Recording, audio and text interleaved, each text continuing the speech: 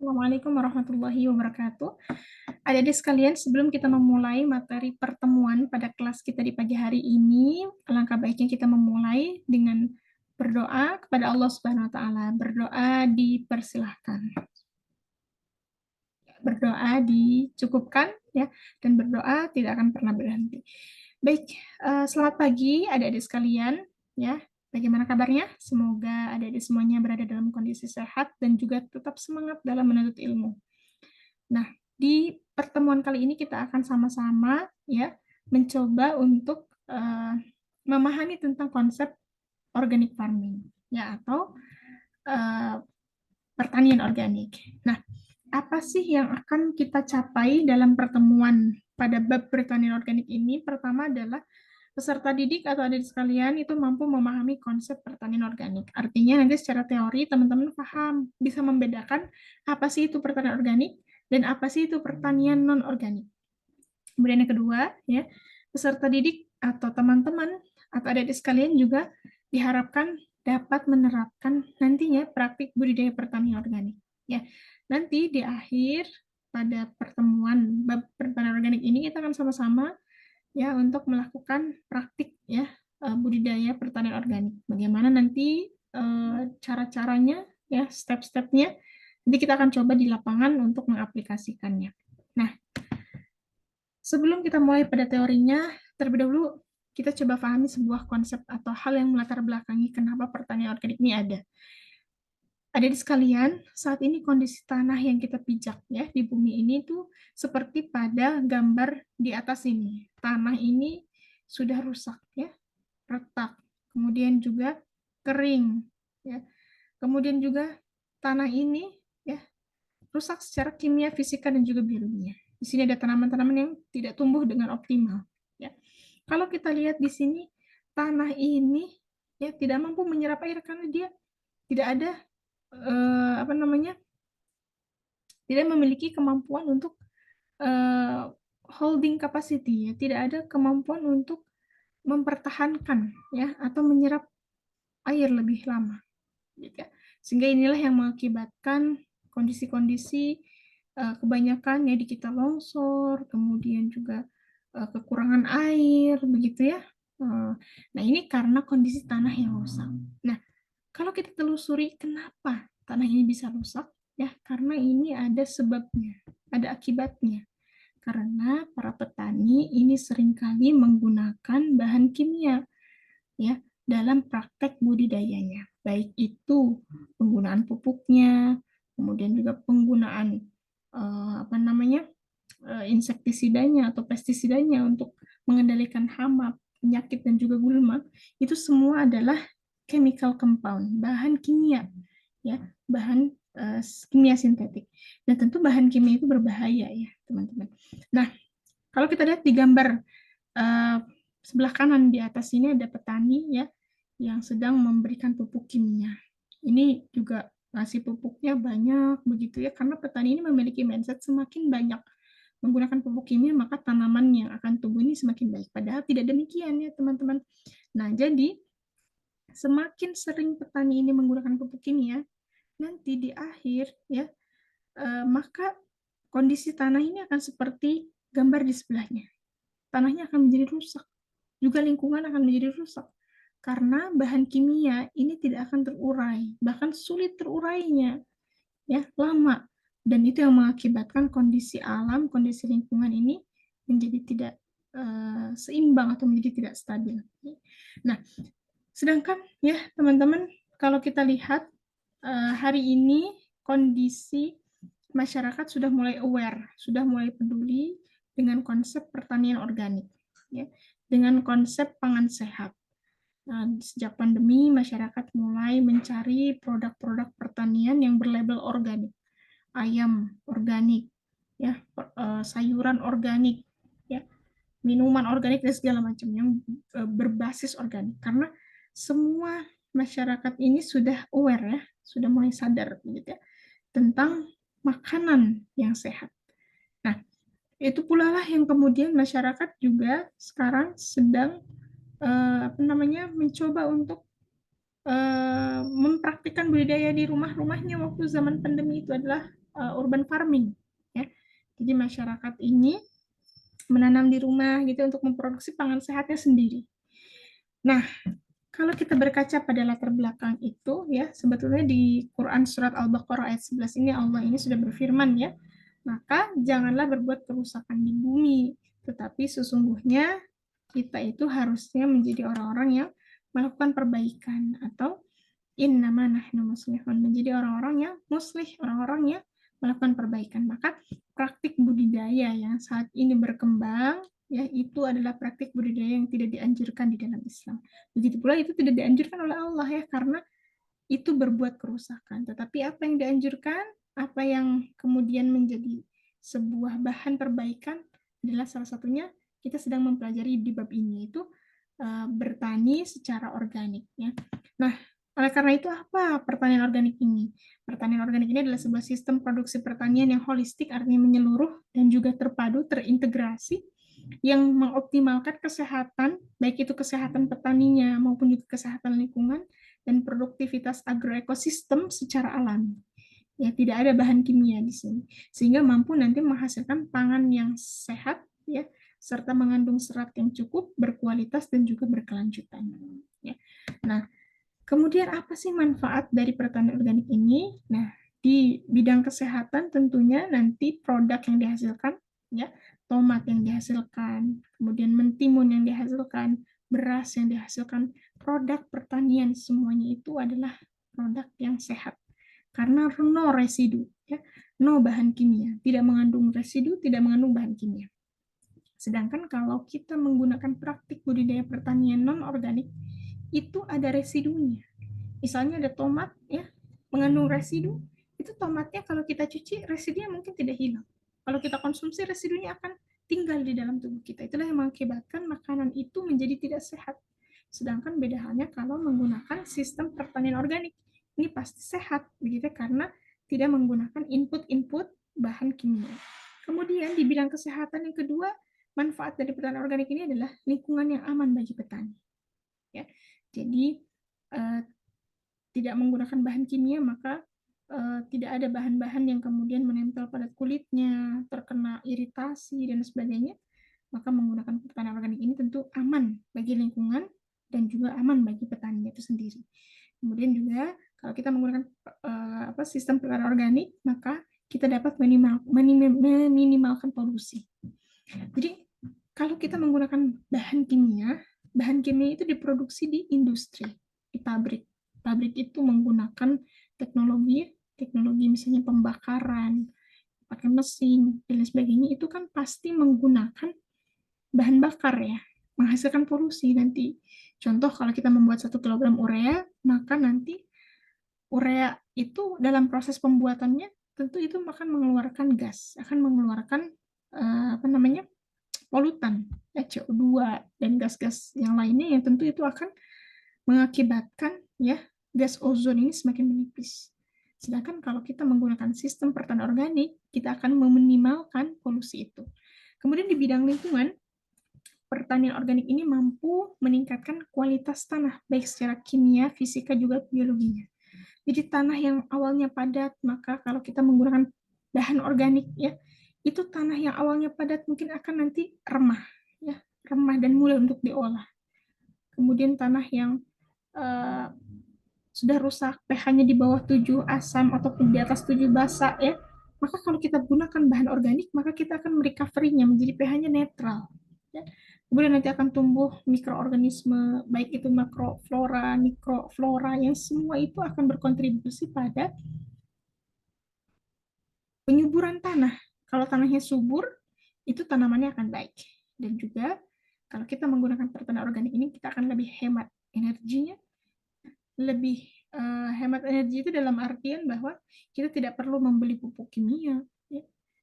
Kita cukup menggunakan bahan-bahan yang ada di sekitar kita, ya, bahan-bahan yang berasal dari alam. Nah, itu pula lah, ya, teman-teman, adik sekalian, di Quran Surah Al-Baqarah ayat 168 bahwa Allah ini menyuruh kita untuk mengkonsumsi makanan yang halal dan juga thayyib. Halal itu artinya adalah prosesnya itu, ya, tidak mengandung unsur-unsur yang haram. Artinya rantai kehalalan yang dianjurkan oleh Islam. Ya. Kemudian thayyib, thayyib itu adalah tolak ukurnya baik untuk dikonsumsi, baik untuk kita makan. Sedangkan kalau praktik budidaya non organik itu mungkin tingkat kehalalannya juga tidak terlalu sempurna karena banyak yang kemudian menggunakan pestisida, membunuh mikroba gitu ya, membunuh makroflora, membunuh musuh alami dan segala macam mungkin tidak sempurna gitu ya. Nah, kemudian merusak alam gitu. Kemudian juga thayyib. Kalau thayyib ini baik untuk kita makan. Kalau kita makan dari hasil pertanian non organik itu kan mengandung residu, itu cukup berbahaya bagi tubuh kita ya. Nah, sehingga salah satu anjuran di Quran surah Al-Baqarah ayat 168 ini adalah kita kembali menuju pertanian organik ya, menuju konsep dasar pertanian yang dulu digaungkan ya secara historis, secara sejarah, yaitu menggunakan bahan-bahan yang dari alam. Jadi kita gunakan, kita berdayakan bahan-bahan yang ada di alam dan untuk dikembalikan di alam. Nah, kemudian bagaimana karakteristik pertanian organik? Jadi pertanian organik ini memiliki karakteristik yang pertama adalah tentu kita menghindari penggunaan bibit atau benih dari hasil rekayasa genetik atau GMO, genetically modified organism. Jadi semakin majunya teknologi saat ini juga semakin majunya hasil teknologi itu. Salah satunya adalah dengan adanya produk-produk GMO. Jadi misalnya masyarakat ini ya menginginkan tomat yang berukuran lebih besar gitu ya, kemudian lebih banyak buahnya. Maka dia akan mengekstrak sebuah gen yang menargetkan target yang tadi diinginkan. Sehingga dibuatlah atau merakit varietas gitu ya, atau merakit benih ya, atau bibit yang memang diinginkan oleh tadi tujuannya apa.